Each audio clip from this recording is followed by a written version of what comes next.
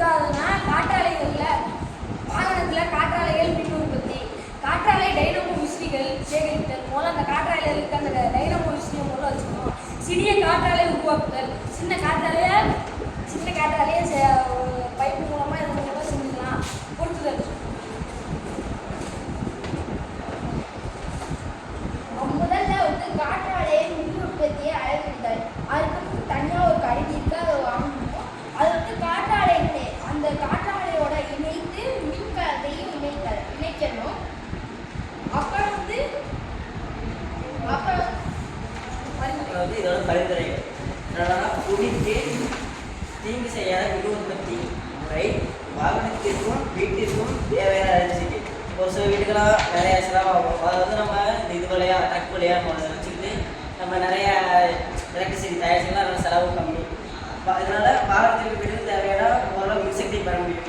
எரிபொருள் சிக்கனம் மற்றும் பொருளாதார மேம்பாடு, தேச முன்னேற்றம். இதனால் எரிபொருள் நமக்கு சிக்கனமாக பயன்படும். நம்ம தேசத்துக்கு நிறைய முன்னேற்றம் ஏற்படும், வளர்ச்சிகள் ஏற்படும். அடுத்து காற்றாலைகள் எண்ணிக்கையும் திறனையும் சார்ந்து மின் உற்பத்தி உயர்ந்தது. இதுலேருந்து நீங்கள் பார்க்கலாம் மின் உற்பத்தி. இது போல தான் காற்றாலையிலிருந்து மின் உற்பத்தி அந்த டைனமோ மூலம் செய்யணும்.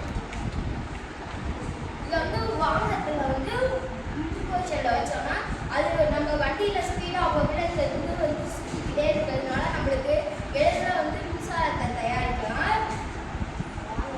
வாகனத்தில் மின்சாரத்தை தயாரித்து அதுக்கு தேவையான லைட்டு, ஃபேனு யூஸ் பண்ணுறவங்களுக்கா ஃபேனு அதுக்கெல்லாம் பிரயோஜனமாக இருக்குது. இதனால தமிழ்நாட்டில் வந்து மின்சாரம் உழைச்சிக்கிட்டே வந்து இதுக்கு நாங்கள் ஒரு சொல்யூஷன் தான் கண்டுபிடிச்சிருக்கோம். என்ன பொருட்கள் டைனமோ ஒரு மின் கம்பவுண்டு, ஒரு லைட்டு, ஒரு ஃபேன் வச்சு அது ஹேண்டில். நம்ம வாகனத்துக்கு முன்னாடி வைக்கல ஒரு காற்று நம்ம போகல காற்று பட்டு இந்த ஃபேன் சுத்த இந்த டைனமோலேருந்து எலக்ட்ரிசிட்டி உருவாகி அதுலேருந்து நம்ம பேட்டரிக்கு ஸ்ட்ரெயிட்டாக கரண்ட்டு கொடுத்துருவோம். இல்லைன்னா நம்ம டைரெக்டாகவே அதோட பொருட்களுக்கு மின்சாரம் கொடுத்துருவோம். இது மூலமாக இது வந்து நம்ம மின்சார உற்பத்தி செலவை குறைச்சிக்கலாம். இதனால் நமக்கு அதிகமாக செலவுப்படாது. மின்சாரத்தை நம்ம எளிதில் உருவாக்கலாம். இதனால் எந்த தீங்கும் கிடையாது.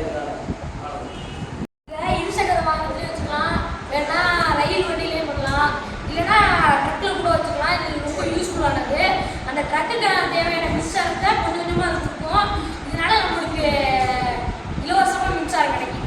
இப்போ இதில் நம்ம போகும்போது வண்டியில் வச்சுட்டு போகும்போது இதை பேட்டரியில் ஸ்டோர் பண்ணி வச்சுக்கிட்டு வீட்டு ஃபேனு எதுக்கான யூஸ் பண்ணிக்கலாம். அதனால் டூர் போகும்போது அந்த சுத்தம் வந்து லைட்டு ஏறி வச்சுக்கலாம். இதுதான் அதுக்கு பயன். இந்த மாதிரி கேப்ஸு, ஏதாவது மெடிக்கல் கேப்ஸ் இந்த மாதிரி வைக்காம நாங்கள் எலக்ட்ரிசிட்டியில் இருக்கும். இந்த பேட்டரி எடுத்து வச்சுட்டு நமக்கு தேவையான ஃபேனு, சுவிட்சு, லைட்டு இது மாதிரி எந்த ஒரு மின்சாரம் கொண்டு சார்ஜ் மொபைல் சார்ஜ் போட்டு எல்லாத்தையும் நம்ம இதில் பண்ணிக்கலாம். இது ரொம்ப யூஸ்ஃபுல்லாக இருக்கும்.